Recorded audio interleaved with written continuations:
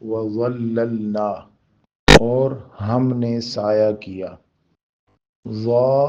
لام لام، ظلال اس کا معنی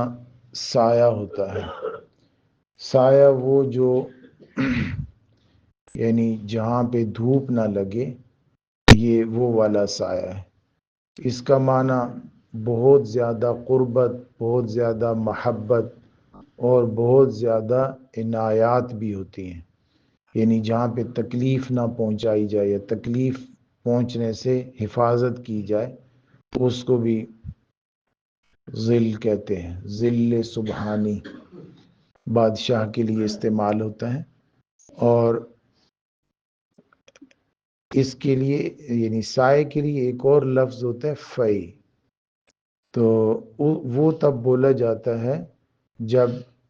دھوپ کے ساتھ سایہ ہو، یعنی ایک سائڈ پہ دھوپ ہو، سورج سے بچاؤ کے لیے کوئی درمیان میں ایسی چیز ہو جس کا وہاں پہ سایہ ہو، اس کے لیے دوسرا لفظ ہے۔ وَظَلَّلْنَا اور ہم نے سایہ کیا، علیکم آپ پر۔ میدان تیہ میں جب بنی اسرائیل رک گئے تو اس میدان میں اب نہ درخت تھے نہ گھر تھے، دن کی سخت دھوپ، اس سے بچاؤ کے لیے اللہ رب العزت نے ان پر بادلوں کا سایہ کیا، جو گھر کے چھت کی طرح ان کو بچاتا تھا دھوپ سے اور گرمی اور تپش سے۔ قرآن مجید نے یہاں صرف سائے کا لفظ استعمال کیا ہے۔ تورات میں انہوں نے اس کو لکھا ہے کہ جو ہے وہ یہ ایسا سایہ تھا کہ جو دن کے وقت ٹھنڈا ہوتا اور رات کے وقت روشن ہوتا تھا،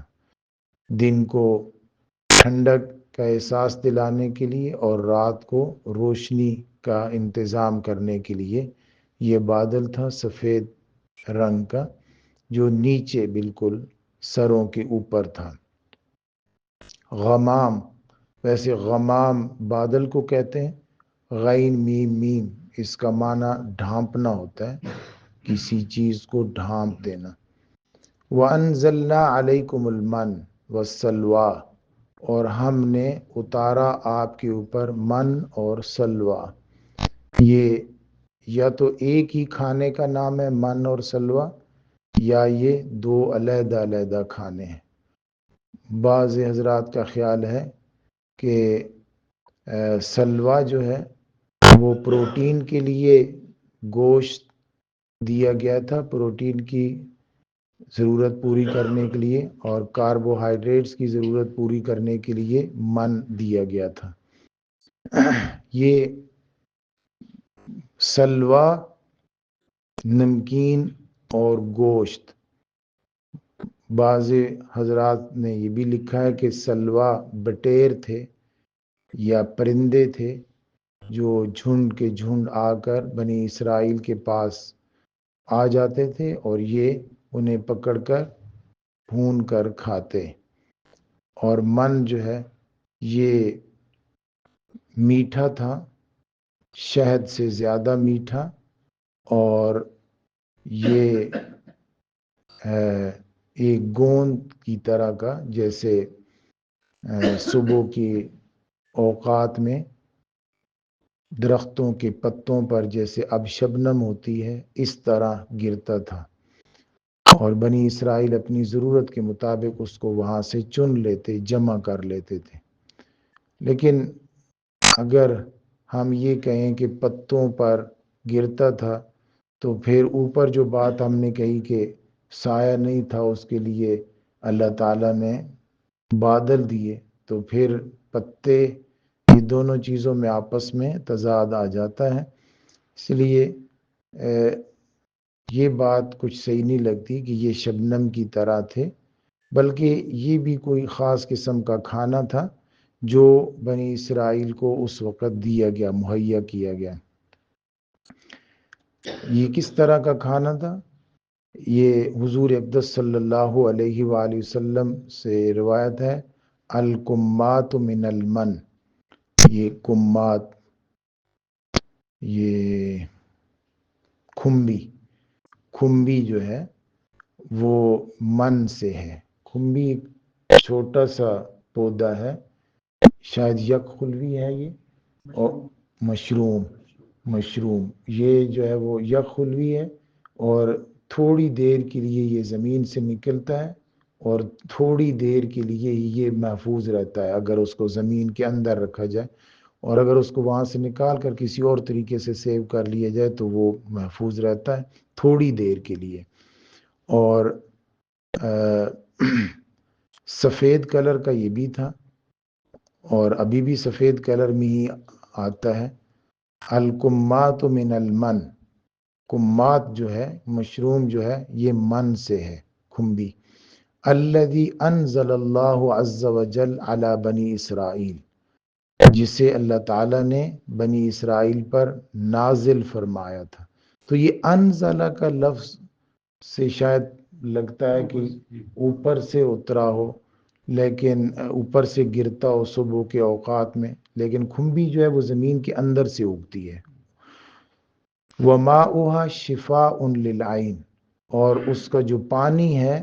وہ آنکھوں کے لیے شفا ہے۔ یہ تو ابھی بھی ہے نا شفا، آپ صلی اللہ علیہ وسلم نے کچھ چیزوں کا ذکر فرمایا تھا، لمبی حدیث ہے، یہاں اس میں تھوڑی سی ذکر کی ہے،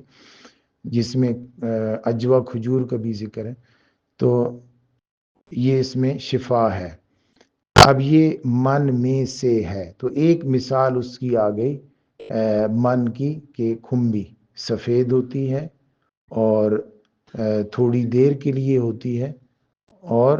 شاید اس میں کاربوہائیڈریٹس ہوں، اور یہ ہے کہ انسانی جسم کی خاص طرح کی ضرورت پوری کرتی ہے۔ بعض حضرات نے لکھا کہ شہد سے زیادہ میٹھی تھی،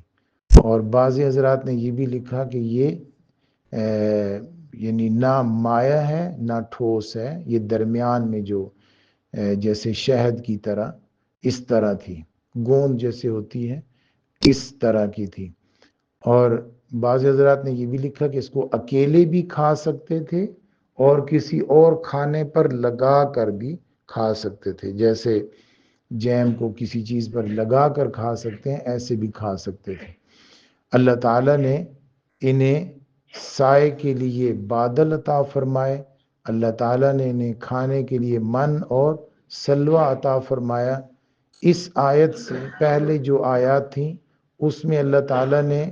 ذکر کیا بنی اسرائیل کی مشکلات کو جیسے جیسے دور کیا گیا، ان کی تکلیفوں کو، مشکلات کو، مصائب کو جس طرح دور کیا گیا،